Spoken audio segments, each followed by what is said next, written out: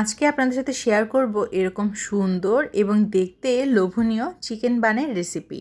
আমার কাছে কিন্তু সব কিছুরই আগে দশনদারি হওয়া চাই বেস্ট। অবশ্য এটা শুধু খাবার ক্ষেত্রেই প্রযোজ্য।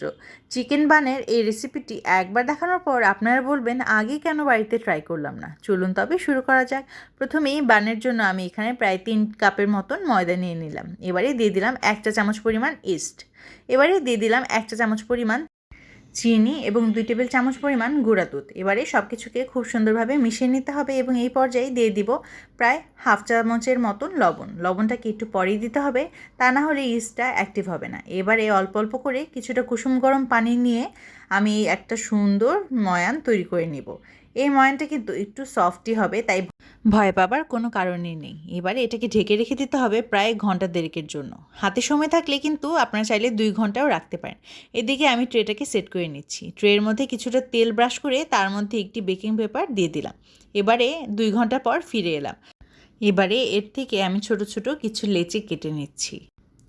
লিচিটাকে হাতের সাহায্যে খুব সুন্দরভাবে এইভাবে খুব ভালোভাবে একটা গোল বলের মতন তৈরি করে নিতে হবে। যখন দেখবেন সফট হয়ে এসেছে সেই পর্যায়ে হাতের সাহায্যে টেনে টেনে এটাকে একটু বড় করে নিয়ে চিকেনের পুর দিয়ে দিচ্ছি। এই বানটা বানানোর জন্য কিন্তু কোনো ধরনের বেলনির কোনো প্রয়োজন হবে না। হাতের সাহায্যে এইভাবে গোল গোল করে আপনারা এই সুন্দর বানের শেপটা দিয়ে দিতে পারেন। চিকেনের রেসিপিটা কিন্তু আমি অন্য একটি ভিডিওতে দিয়ে দিয়েছিলাম এবং তার লিঙ্কটা আমি কমেন্ট বক্সে শেয়ার করে দিব। এবারে বানগুলো তৈরি করে নিয়ে এভাবে ঢেকে রাখতে হবে।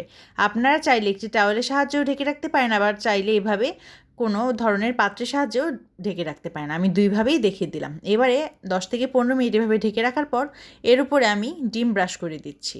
আমি যদিও আজকে একটি চামচের সাহায্যে ব্যবহার করছি, তবে আপনারা চাইলে যে কোনো ব্রাশই ব্যবহার করতে পারেন। খুব সুন্দরভাবে সবগুলো বানের গায়ে কিন্তু ডিম ব্রাশ করে দিতে হবে।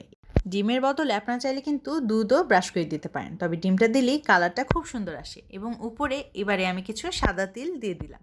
এবারে 180 ডিগ্রি সেলসিয়াসে প্রিহিট করে রাখা ওভেনে আমি এটাকে দিয়ে দিলাম 20 মিনিটের জন্য। ওভেনটাকে কিন্তু আমি 10 মিনিটের জন্য প্রিহিট করেছিলাম। 20 মিনিট পরই এসে দেখলাম আমার বানগুলো একেবারে তৈরি। দেখতেই পাচ্ছেন কতটা সুন্দর একটা কালার চলে এসেছে। বান কিন্তু খাওয়ার আগে আমার তো কালার দেখি এখনই জিভে জল চলে এসেছে। এডিট করতে গিয়ে তো আরেকবার লোভ হচ্ছে, ইস আরেকবার বানাতে হবে। আজকের ভিডিওটি কেমন লাগলো কমেন্ট বক্সে জানতে কিন্তু একেবারেই ভুলবেন না। সবাই ভালো থাকবেন, সুস্থ থাকবেন, আর আমার রেসিপিটা একবার হলেও ট্রাই করবেন। মজাদার এই বানগুলো কিন্তু দেখতে যত সুন্দর হয়, খেতে তার থেকেও বেশি মজা হয়।